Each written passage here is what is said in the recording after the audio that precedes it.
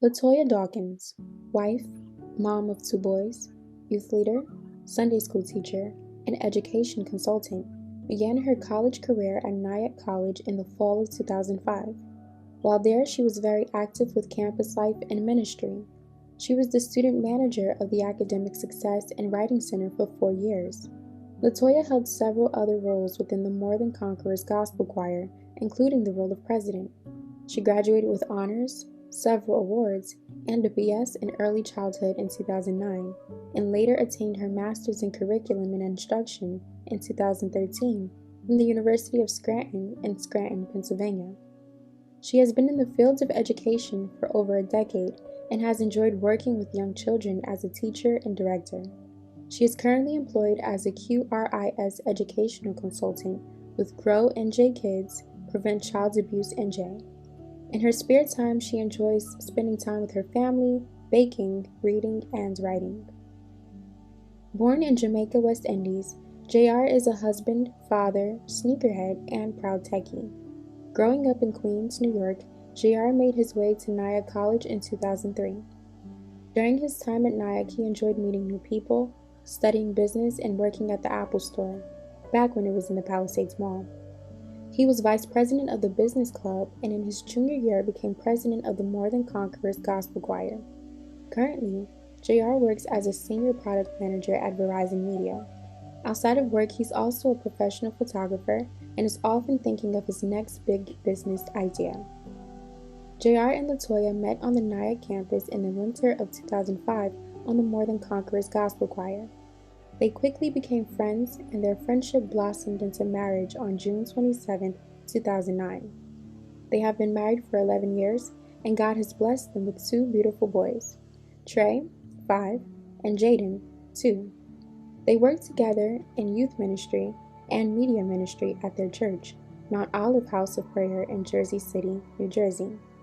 Their desire is that their combined passion for innovation and creativity within the kingdom of God will continue to help further expand the gospel of Jesus Christ.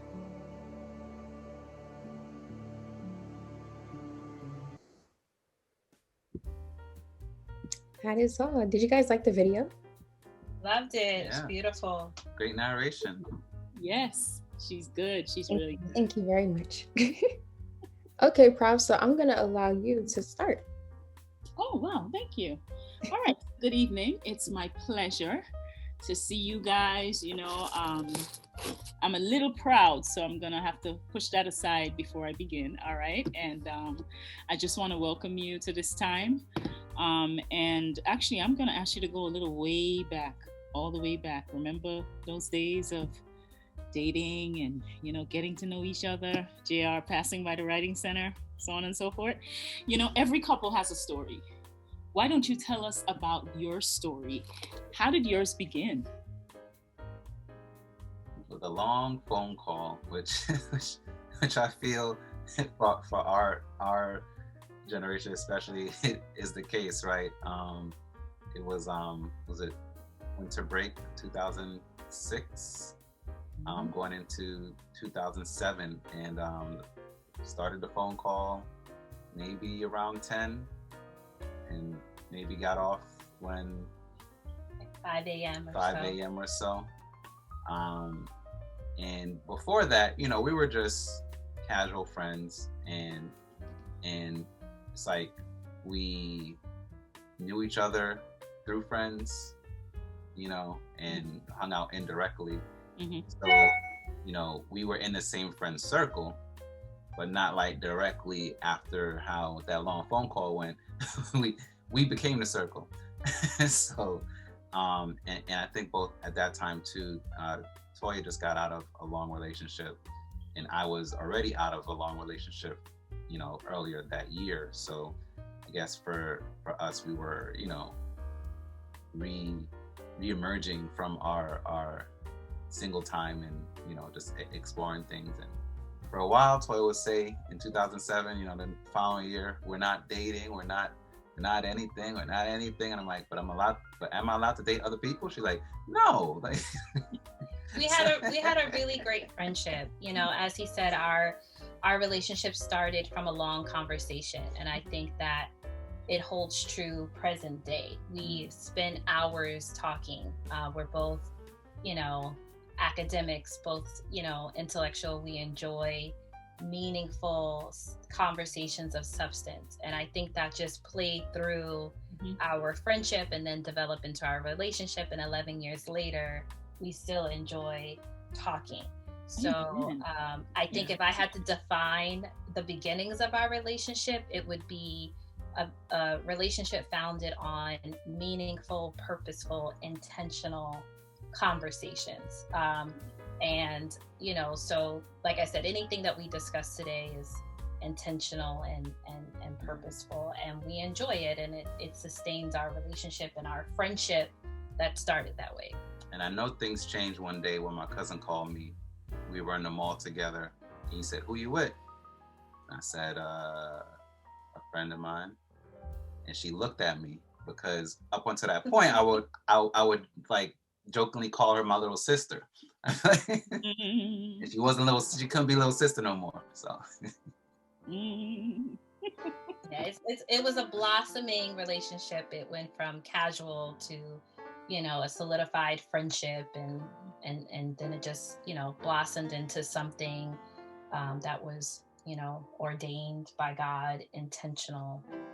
So it was a blossoming relationship. It went through every phase. Beautiful. I never get tired hearing of stories like yours, only because it does kind of talk a lot about God's goodness and his purpose and his intention. And that's one of the characteristics of God that I really enjoy, is his intentionality. My God, he is so intentional. He just leaves nothing that we should question. He just, he does what he wills when he wills. And when he puts it together, let no man put asunder or even try. But again, you can edit all of that out. That's a word. They need to hear it. Okay, so I know that you guys have 2 beautiful baby boys. So how has your life changed since becoming parents? I'll say for me, a lot of things, that I've heard when I was young really start to make sense.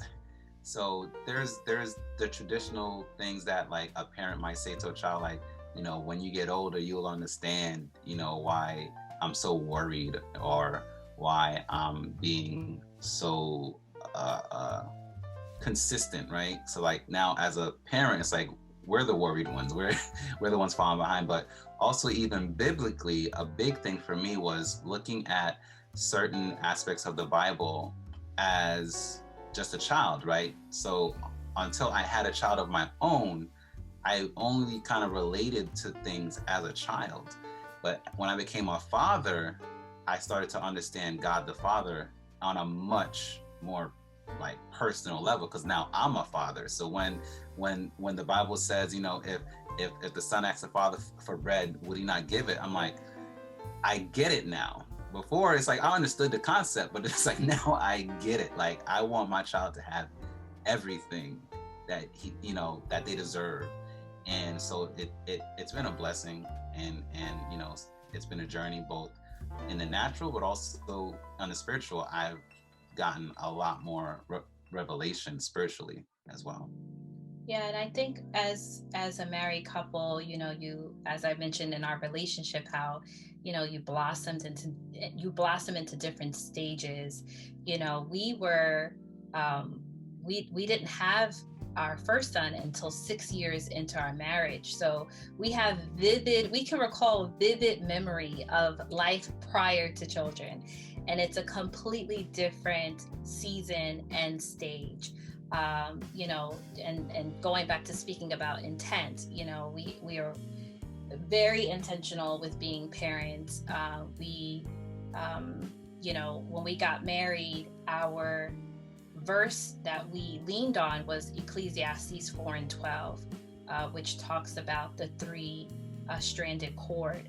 And so, our marriage was founded on that. And we firmly believe that in every stage of our marriage and now, being parents, we keep Christ as that third strand. And so whenever we're, stumped on, issues that may come up, or stumped on how to approach, even with our almost 6-year-old son, we go back to the Word of God. And so I would say that our life has elevated as parents, and deepened our walk with Christ, for sure, because becoming a parent is a unique experience. You, even as a mom, you go from 1 second being pregnant to here's the baby in your arms that you need to nurture and take care of, and depends on you for everything.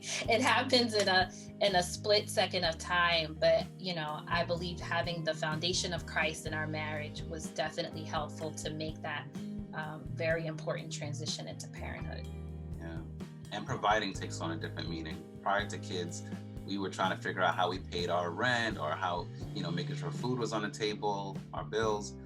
Then once we had children, it's all about them and providing for them and us. It wasn't just what we're providing in the moment. It was like, how are we setting them up for their lives, right? How do we create generational wealth? How do we make sure that they are raised with an understanding of God for themselves? How do we instill these things in them and establish independent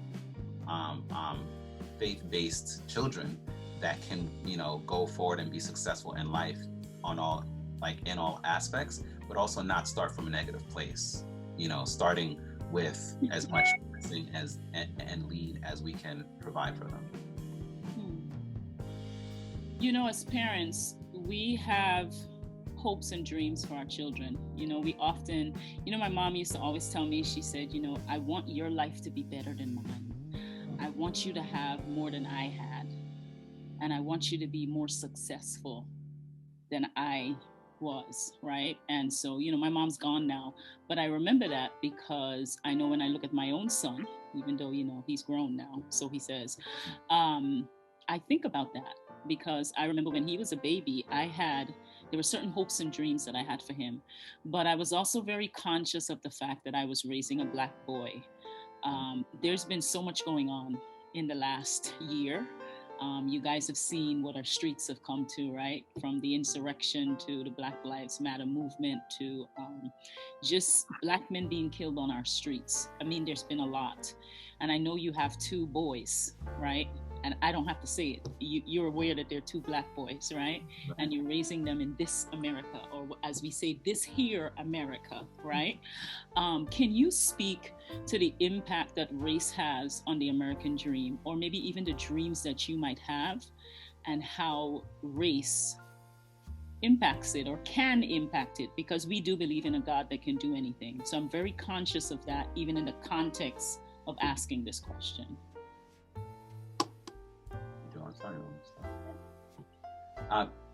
For me, I would say that the American dream, when you're thinking of it for a Black person or the parent of 2 Black boys, there's a lot more that needs to be done to achieve that dream, right? Because we think about equity versus equality. We think about racial discrimination. We think about the fact that this country assumes that a Black person has a negative intent before they even understand their intent, just the appearance, right? And it's a lot to have to automatically overcome from the beginning. I just saw a video of 2 Black male violinists saying they play and smile to, like, part of their mission is to try to kind of have people lower their guard a little bit, like, hey, not all big Black men are a threat to you. So it's like, I know we have to educate our sons on what it means to be Black here before they can even begin to access any success. We hope and pray that, that God's grace and favor goes before them, because in a lot of times that's the only thing that's making the difference, because we've all seen situations where unfortunately it wasn't even on the Black person that got murdered. Ahmaud Arbery was just taking a jog through the neighborhood. So you can't say he was doing anything, but just living his life, right? And you have Trayvon Martin, you have many children, Black children where we're looking at, Tamir Rice, it's like, they were just living their lives. They weren't even in a situation that was questionable. And, that's to me the scary part. And I know, of course, for my wife, that's the scary part, when you see these situations where it wasn't even in the control or influence of that little Black boy or the Black man. They were just living their lives. So that's the fear part. And that's where we lean on God to say, God, please go before, please be a protector. Because even when, we're minding our business, you have Breonna Taylor, she was sleeping, right? So it's like, there's so many levels to this here. This was a woman that was, serving her community as a medical worker, right? So it is a different challenge. It is a different mental weight where, I am grateful that even at my company, they invest in employee resource groups and mental health and making resources available, but then that I'm grounded in faith and in God. And I know that our American dream is accessed through our faith in God, our belief that, God will be going before us, in addition to the preparations we have to make as Black citizens. It's just unavoidable. There's just preparations we have to make as Black citizens on top of that. So, my goal is to, have those conversations with our boys and help them to understand that, at some point they do have to understand that they're being judged differently. And that was kind of a hard concept for me to understand growing up. My mom was like, you can't be at the park past this time because X, Y, Z. And I'm like, well, I'm just playing basketball. And she's like, but they making drug sweeps. Like, they don't care what you're doing. You're Black and you're at the park and it's dark now. So that's it. So, those are the conversations I'm not looking forward to, but I know they have to be had. And, ultimately, I also was, wanted to have them involved in things where they do know the community members. And hopefully that also makes a difference, right? They're in sports, they're involved in the community, and they're recognized, right? So. Okay. I would, say that, as we mentioned before, in terms of being intentional, I think that, we both wanted, as you said, Professor Locke, our boys' lives to be better than what we had. And I clearly see that our parents wanted the same thing for us. So I believe that it's been a generational mission that every generation has said, I want your life to be better than mine. My parents have their bachelor's degree, but I have my master's degree. My husband has his master's degree. I'm hoping to get my doctorates one day, but I want my sons to go even further than me. And so I think being intentional about, even setting up their lives now for opportunities of success. So we want them to be exposed to everything. We became homeowners last June. So thank you. Yes, it was, to God be the glory, is very exciting. And we looked for a home in a diverse neighborhood. We looked for a home that had a good good school system. There are things that we were intentional about for our boys, and we'll continue to be intentional. And we have started to instill small things in them. I think a part of the American dream is also understanding that maybe everybody else can give 75%, but you have to give 110%.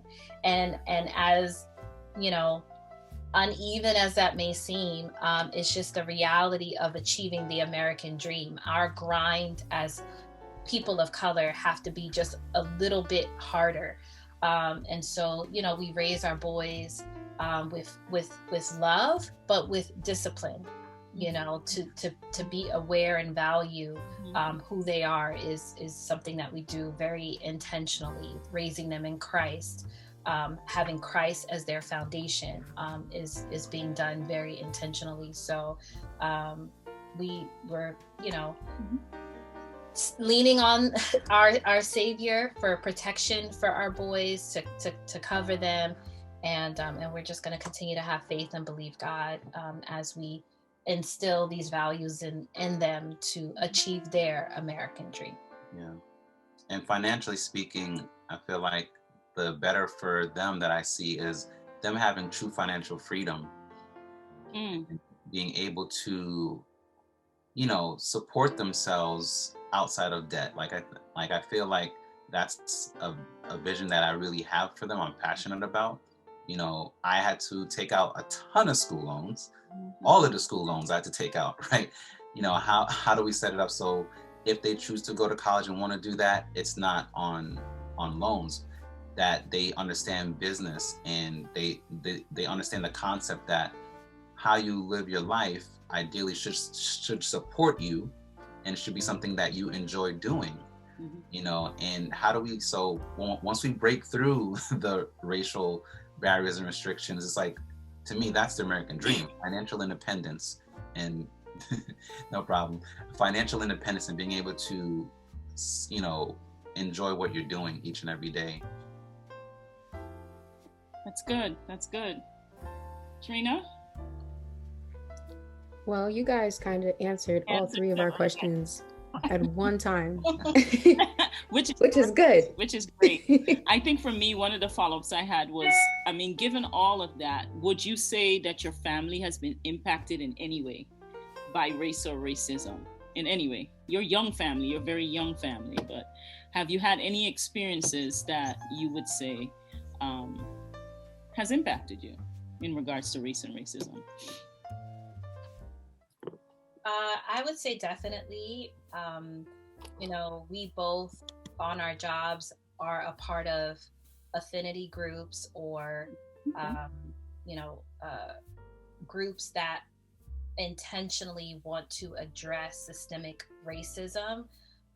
So I am in my group's READY team. We call it READY, Racial Equity and Diversity and Inclusion.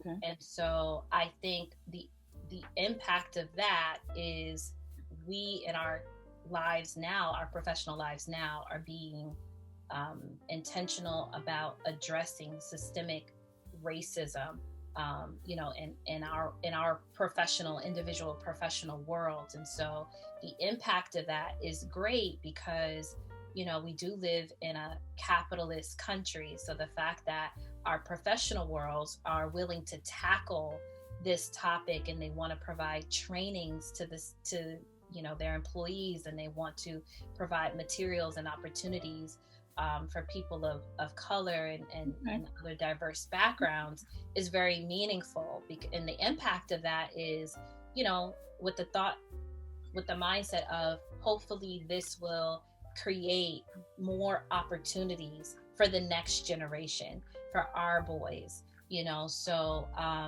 that has directly affected me. I know JR works a lot in that area at his job, so it's very impactful, thinking about the trainings, the awareness, all the things that we're dealing with in our professional lives every day to tackle systemic racism. And I think just from my own personal experience, that grinding that I talked about, it was very real for me growing up. So when I think about, the grind for a person of color just being a tad bit more hard, more intense, I think that definitely impacts how we raise our boys, and not raising them with a iron fist, so to speak, but raising them with the idea that their perception as people of color is going to be slightly different. And so we want to make sure that they're prepared for some of the hardships that do come with achieving the American dream in America. Yeah, I would say when we were our second year of marriage, we were moving from Nyack to Riverdale, which is in the Bronx, and people in Riverdale say they're in Riverdale, not the Bronx. was a community where we're looking for, you know, new apartment to be closer to be in the city, because I was transferring to the Apple Store in the city. And at first, it was like no place had room for us in a sense, right? We had one realtor that dropped us. He's like, oh, you don't know what your FICO score is, blah blah blah. And we didn't know what our FICO score was. Like, we just you know what I'm saying, we just recent graduates, we don't know what that is, and all these requirements, you know, to get in. All right, so what suggestions could you give to others that are experiencing the same reality, growing up Black, raising a Black family in this current climate? I would say that for us, what has worked is, if possible, going into a diverse community versus just looking for a community that's quote unquote better. Because I've seen folks move into, let's say, an all-white community and have the exact worst experience that they actually didn't want, but they went there because it's like, oh, maybe the schools were better, maybe they thought, you know, it was, you know, things look better here, so on and so forth. But, you know, going into a diverse community, you have more support, and you actually have, you know, a better life experience, honestly, right? You don't necessarily, if possible, want to be the only family there. At least I feel in this day of America. So I think looking for diverse communities that are growing, that are, you know, positive, you know, and in good standing is one thing.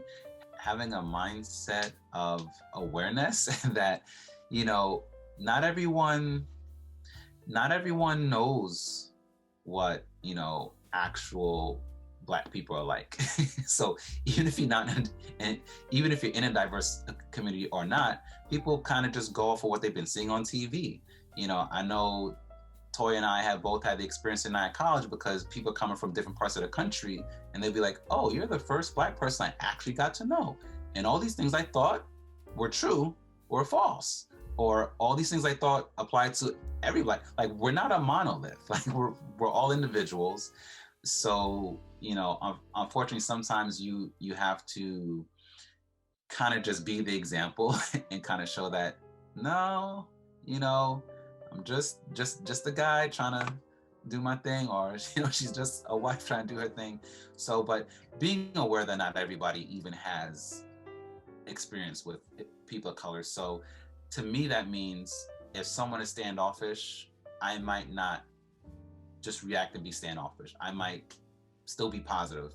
Hey, good morning, how you doing? You know, just an awareness of it. But and then with my boys, you know, I definitely still have, you know, I feel like we have to teach them, you know, the differences of what they can do versus what every other kid can do. I think there's no avoiding that. I would definitely say, you know, if you don't know Christ, definitely get to know Christ as your Lord and Savior. I don't know how people do it without Him. I don't know how people raise their children without Him. I would not want to be a parent without having my foundation built on Christ. So that would be my first advice. And then I would also just say that one of the biggest things that we do with our boys, particularly, you know, with the understanding that they are Black boys, is that we really want them to talk. We always want them to feel comfortable to express themselves. We always want them, as we said, like we met through conversation. So that's a big part of how we're raising them. We don't want them to feel like they can't have emotional responses. They can't feel what they're feeling, talk about what they're feeling. You know, we believe that that's an important part of raising Black boys. So I would give that advice to anyone raising Black children, is make sure you set up a relationship with them, an environment where they feel comfortable to talk, because they are going to have unique experiences that happen to them, and they need to be able to feel comfortable to speak that out. And then I would also say, set them up for success. Set them up with the understanding that they are limitless in what they can do and what they can achieve. And that, you know, despite how there are going to be some inherent challenges because of the inherent systemic racism, that in spite of that, they can do anything, be anything, go anywhere, that everything they want is at their fingertips. So I would encourage anyone and say, just set them up for success. We have, our biggest thing in our household is books. I think in a sense, we probably have just about, if not more, books in our house than toys. So books is a big part of that. We do a lot with our boys, being interactive with them and just spending time and loving on them. So I believe that a good foundation with growing up in a Christian home with two loving parents who love each other and love Christ is the best foundation that you can give your children. So take care of yourself, take care of your marriage, and that will shine through with taking care of your children. Yeah. And Toya touched on something that I think was like really important, like foundation in God, because you can do everything right and trouble still finds you, and it's only by having that foundation in God that helps you not go crazy, right? Or not go off the rails, because when that happens, that's when a lot of people go off the deep end, because they're like, I did everything right and look what happened. And also being the example. I think one way to kind of to sum up is, as parents, especially as Black parents, we have to be the example for our children. It's very hard, or it's going to be very hard, to tell them about how to carry themselves, how to do this, how to do that, and you're not being the example. You're not taking risks yourselves to be the bigger person in certain situations, right? If they see when you're confronted, you're not the bigger person, then they're gonna be like, well, why should I be the bigger person when I'm confronted in a situation, right? So it's important that we be the example and that we lead that way, not by telling them what they should do. So I think that's also very important. Yeah, and I just wanted to add, I think it's really important that you're careful with who is around them. We're very careful about who is pouring into our children. We even have had conversations about no sleepover policy. So there's little things that I would just say, another piece of advice is you find your footing as a parent. You don't have to do things like how your parents did it or how somebody else is doing it. If it doesn't fit for your household or your child, then you pray, you ask God for guidance, and you raise your children on His foundation and things that work for them. And I think another big piece is also let your child be them. I think in Black homes in general, we grow up with so much carried on our shoulders of what we need to be and what we need to do and what we have to. And I feel like I'm learning how to take a breath, take a beat with my boys, letting them find what they're passionate about. And though I can pray and I can see things in them, ultimately they have to make the best choice, for their lives. Though certain things are just their decision. And so I want to be conscious of that as well. But yeah, a big piece I would definitely say, to reiterate, is just be careful who's around your child and who's pouring into them. Oh, and working in technology, be aware of technology. Meaning, there's a documentary called The Social Dilemma on Netflix, and I suggest every parent watch that, especially if they're still raising kids. For those that have already raised their kids, still good to watch, but especially for those that are still raising kids, social media greatly increases the effects of the bullying and peer pressure. And they have studies that tie in how the impact of social media has led to the suicide rate rising in younger ages, directly connected to the experience on social media. So, ideally, like an 8-year-old wouldn't have their own cell phone with free reign to the internet. Like, this would be something reserved for someone 16 years old, right, that has developed some foundational awareness of self, who they are, and that can perceive, okay, I can do my own thing regardless of what everyone says, or I can turn off social media. I can leave, there's this fear of missing out.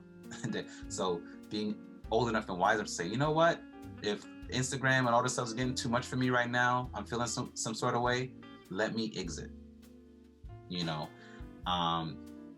so yeah, technology can be great, but like water, it could also bring death. So you want to be very aware of what children are seeing, how much access they have, and definitely I think the last thing you want to do for young children is give them free reign to navigate social media on their own and in their own spare time.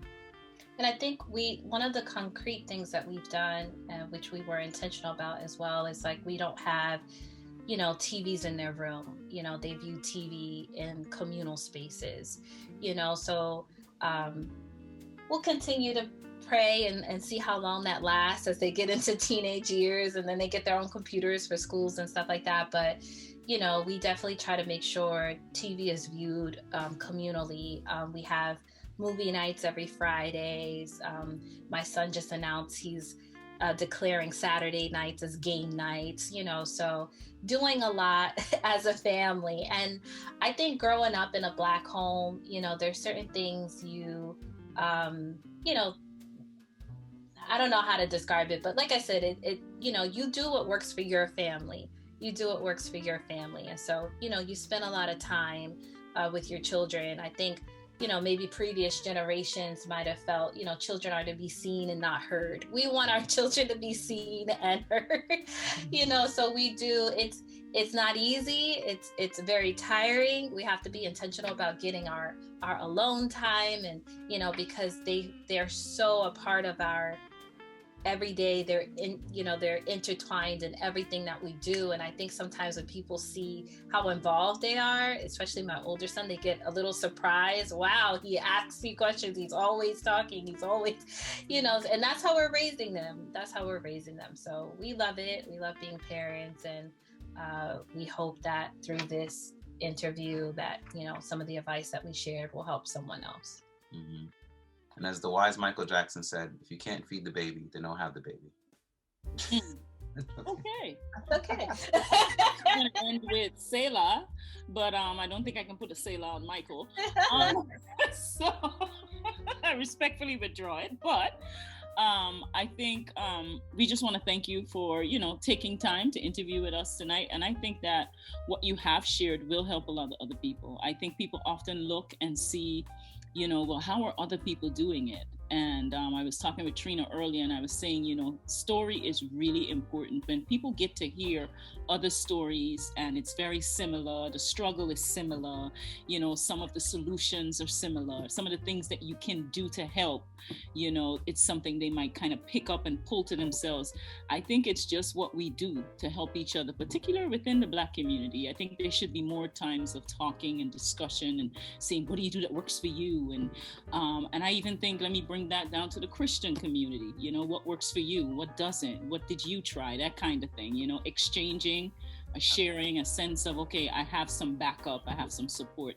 So thank you for taking the time. I'm looking at the time and you have 1 minute, and I know that your boys are going to want their parents back, but we really appreciate you just, taking the time and making the space so that we can have this conversation. Trina, anything you want to add? Thank you for having me. Yeah, I think the resounding thing that I took away from this was intentionality on God's part, on your part. How if we expect for God to be intentional, we also have to show up with intentionality in our heart. So yeah, like Professor Locke said, I just want to thank you guys for coming here and lending your voices to us, especially me, because I think everything that you guys said, I just kind of soaked in, and I'm definitely going to use a lot of your tips and take your advice and put it in my own future relationship and use it for my own family structure. So thank you guys again.